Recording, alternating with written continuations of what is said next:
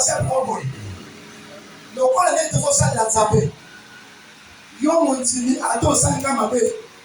Na kopo ya kosa service ya bonzabe di kona yo parce que la yo ki ko para ko. Amen. So ko ça malade oyi na ko prier di kona yo. Amen. So qui va sortir comme ça malade te comme la danger. Je vais prier, je vais jeûner pour toi parce que c'est la responsabilité qui m'a été donnée. Amen. Je ne prendrai pas d'autres différents pour faire une rancune pour dire donc il faut qu'on fasse. On est là pour la yété, bon côté. Amen. Aussi malade. Amen. Mettez la nzambe maboko. On est si bien, aussi malade. Mettez les maboko en place. Merci. Voilà pourquoi nous devons aller chercher l'amour. L'amour est à la base de l'église. Je dis même est amour. Enseignant d'Abisso. Hein? Parce que de l'autre côté, enseignant non. Enseignant d'Abisso, il dit à l'école que lorsqu'un homme dit est, Dieu est amour. Et on a le verbe est. Puis sur l'école de la littérature, lorsque tu trouves quelque part, on a dit est pour analyser. Est, c'est la nature, c'est le sens de quelque chose. Amen. Est-ce qu'on comprend? Amen. Sauf qu'au bout du phase, un tel est malade. Ça veut dire que sa nature, en tout cas, ça veut dire que son fils est malade. Donc la personne carrément est malade. Donc on parle de son intérieur. Vous voyez ça? Lorsqu'on dit Dieu est amour, on va dire Dieu amour, mais on dit Dieu est amour. Ça veut dire la nature de Dieu, la profondeur de Dieu. Si un homme veut découvrir Dieu, c'est dans l'amour. Et dans cet amour, Dieu nous communique le don de prophétie et le don de parler diverses.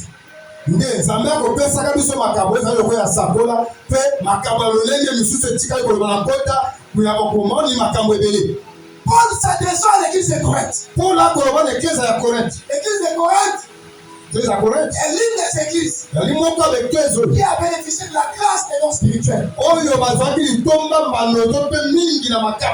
y avait diverses manifestations. Quand nous lisons les textes, vous verrez que dans chaque lettre, on parle à chaque église par rapport à sa réalité. Quand Paul écrit à l'église de Galates, il savait qu'en Galatie, il y a telle attitude, il y a tel comportement. Quand il écrivait aux Romains, il savait que les Romains se comportent de quelle sorte. Si bien que vous verrez, au premier chapitre de Romains, on reproche le comportement de l'animosité. Où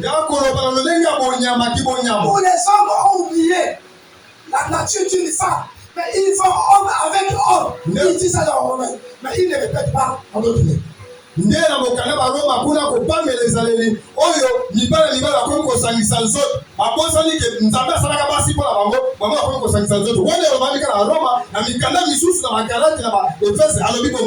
comme l'apôtre Fulgence. Si écrit à l'église d'Ifondo, l'église d'Ifondo a sa réalité. Quand il va écrire aussi à l'église d'Oyo, il ne prendra pas les réalités d'Ifondo pour dire ça à Oyo. Il va écrire à Oyo une lettre par rapport à la réalité d'Oyo.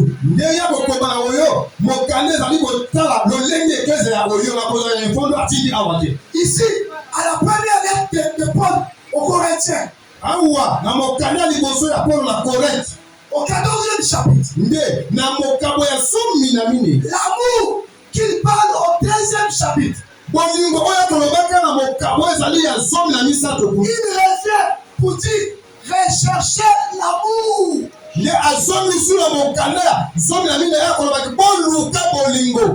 pourtant, au 13e chapitre, il en a longuement parlé. Et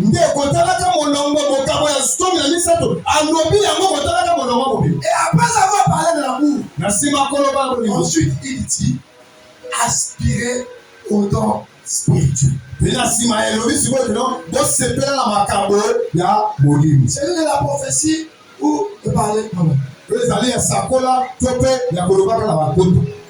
Il y a du désordre ezali mpenza na mokulu dans nos réunions, na bosanga na biso dans nos séances, na bokuta na biso dans notre façon de prophétiser, na lolenge na biso ya kosako dans notre façon de parler en langue. lolenge na biso ya koloba na kota. Je ne vais pas ici dire nalingi ate naloba que c'est des fausses prophéties. Non, je ne dis pas ça.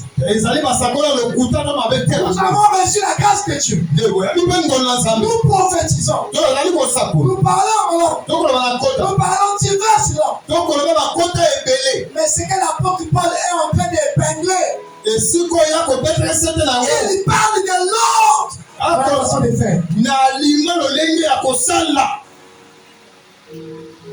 Imaginez un peu. bokanisa momope Là, nous sommes dans un culte. awa toza na kati ya losambo 3 personnes s'élèvent à la fois bato misato batelemi mbala moko pour parler à la fois pour prophétiser. po balobaka maboko asakola. On écoutera qui?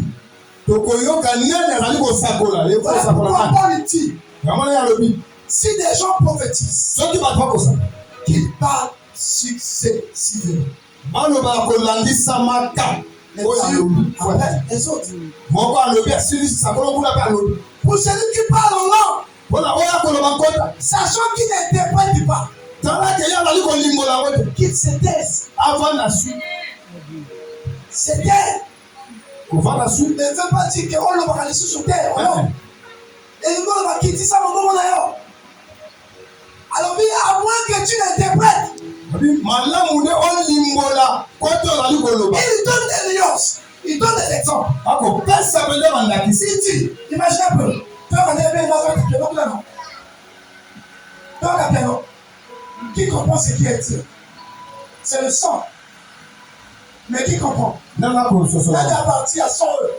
Après, quelqu'un dit, c'est seulement ça. ezali kaka elobi kaka misike kobe Mais ce son-là, ça paraît inanimé. yango ekoma lolenge moko Maintenant, on a son, on a parti à rythme. Ça donne une forme. ekopesa lolenge Vous voyez? omoni Tu as le don des prophéties. yana ali likaba ya Tu as sakolo reçu le don des prophéties. yo yabi likaba sokolo Mais crée l'ordre dans le don que tu as reçu. nde tia alima na likabolo ya sakolo ozwi Vous savez, le don des prophéties ebi likabo ya sakolo est l'une des dons ali moko makambo qui détruit beaucoup d'églises. oyo ezali kobebisa to mpe kopanza baeglise Et ebele qui crée des problèmes à beaucoup de ministères. oyo ezali kotia mokulu na kati ya balotomo ya bato Tout ça là parce que ceux qui ont le don ne veulent pas créer l'ordre autour de leur don. wana nyonso ezali mpo oyo baza na makambo ya sakola balingi kotia alima te na likabo ya sakola oyo akoloba Regardez un peu bien aimé. botala moto balingami Tu fais un chant. yo osali elanga Les chants que tu as fait, elanga oyo osali tu t'attends à cueillir les fruits, n'est-ce pas? yo kozela mpo kobuka mbuma oyo olonaki Mais pour cueillir les fruits, mpona kobuka mbuma oyo olonaki et pour que tu te rassures, tu dois faire quoi? mpona yo mpenza ozwa mbuma na obuka mbuma na molona na kokosala En primaire, la sont les conditions d'une bonne germination. Oui, mais d'ailleurs, c'est ça la primaire.